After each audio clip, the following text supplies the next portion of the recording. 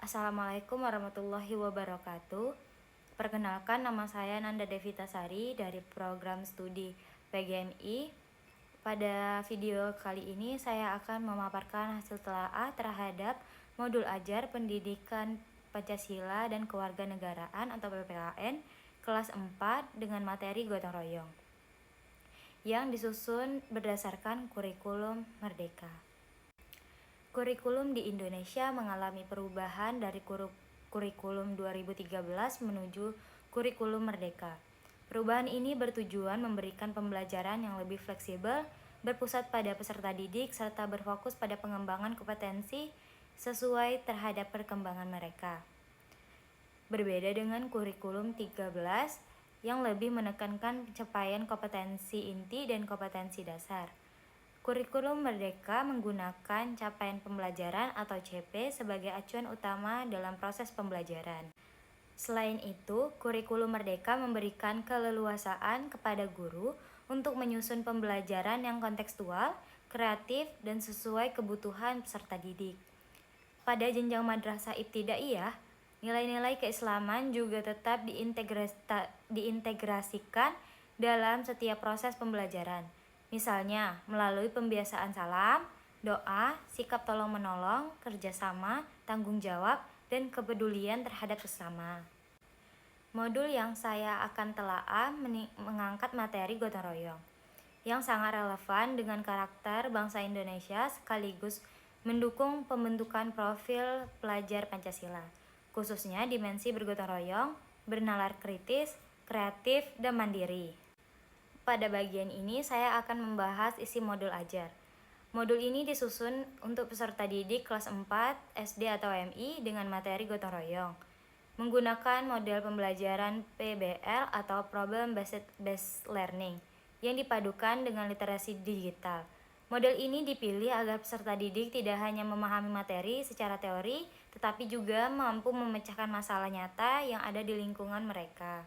Jika dilihat dari struktur kurikulum Merdeka, penyusunan modul diawali dengan capaian pembelajaran yang kemudian diterjemahkan menjadi tujuan pembelajaran.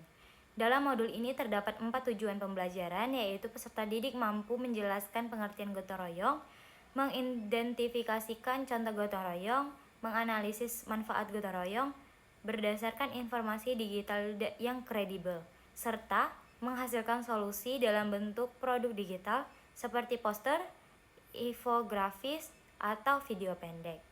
Tujuan tersebut menunjukkan bahwa pembelajaran tidak hanya menekankan aspek pengetahuan, tapi juga keterampilan dan sikap.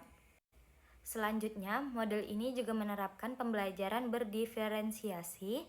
Hal tersebut terlihat pada bagian target peserta didik, di mana guru menyesuaikan pembagian kelompok dengan tingkat kesulitan tugas sesuai dengan kebutuhan peserta didik, termasuk bagi peserta didik yang memerlukan pendampingan tambahan. Dengan demikian, setiap peserta didik memperoleh kesempatan belajar sesuai kemampuannya masing-masing. Kemudian, di sisi model pembelajaran, modul ini menggunakan sintaks lengkap PBL. Pembelajari diawali dengan penyajian masalah nyata mengenai berkurangnya semangat gotong royong karena masyarakat lebih menggunakan gawai. Setelah itu, peserta didik dibagi dalam kelompok untuk melakukan penyelidikan melalui pencarian informasi digital dari sumber yang kredibel. Selanjutnya, mereka berdiskusi, menyusun solusi berupa poster, infografis, atau video ajakan gotong royong, kemudian mempresentasikan hasilnya dan melakukan evaluasi bersama. Proses ini dilatih untuk kemampuan berpikir kritis, berkolaborasi, komunikasi, dan kekreatifan siswa. Modul ini juga telah menerapkan asesmen autentik, yaitu penilaian yang dilakukan secara menyeluruh mulai dari asesmen diagnostik awal pembelajaran, asesmen formatif, produk digital, presentasi, serta kuis pemahaman konsep. Selain itu, tersedia rubrik penilaian yang menilai kesesuaian isi, kualitas literasi digital, kreativitas produk, dan kerjasama kelompok sehingga penilaian menjadi lebih objektif dan komprehensif. Selanjutnya, saya akan menelaah buku teks. Pada buku siswa terdapat berbagai aktivitas yang telah mengembangkan kemampuan berpikir tingkat tinggi atau high order thinking skills atau HOT. Salah satu contohnya adalah peserta didik diminta untuk mencari berita atau video mengenai kegiatan gotong royong di internet, kemudian menganalisis manfaatnya serta merancang solusi berupa poster, infografis, atau video ajakan gotong royong. Aktivitas tersebut tidak hanya mengharuskan peserta didik mengingat materi, tapi juga menganalisis, mengevaluasi informasi, dan menciptakan karya sebagai solusi atas suatu permasalahan. Oleh karena itu, aktivitas pembelajaran pada modul ini sudah mencerminkan penerapan HOT.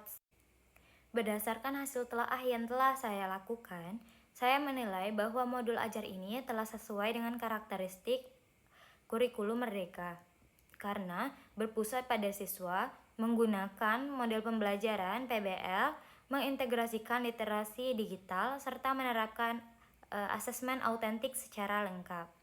Sebagai contoh, implementasi proyek penguatan profil pelajar Pancasila atau P5. Saya mengusulkan kegiatan gerakan gotong royong bersih sekolah dan kampanye digital peduli lingkungan. Dalam kegiatan ini, peserta didik bekerja sama membersihkan lingkungan sekolah, mendokumentasikan kegiatan, kemudian membuat poster atau video pendek untuk mengajak masyarakat menjaga lingkungan sekitar. Melalui media digital, kegiatan tersebut mampu mengembangkan karakter gotong royong, kreatif, bernalar kritis, serta bertanggung jawab dalam menggunakan teknologi.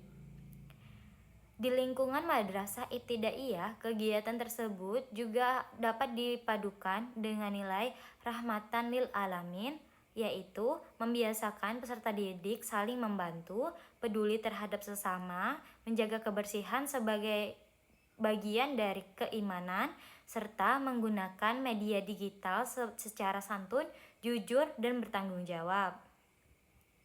Demikian hasil telaah modul ajar pendidikan Pancasila dengan materi gotong royong yang dapat saya sampaikan. Semoga pemaparan ini memberikan gambaran mengenai implementasi kurikulum Merdeka di tingkat sekolah dasar maupun madrasah ibtidaiyah. Sekian penyampaian telaah modul ajar dari saya akhiri dengan wabillahi taufik walhidayah. Wassalamualaikum warahmatullahi wabarakatuh.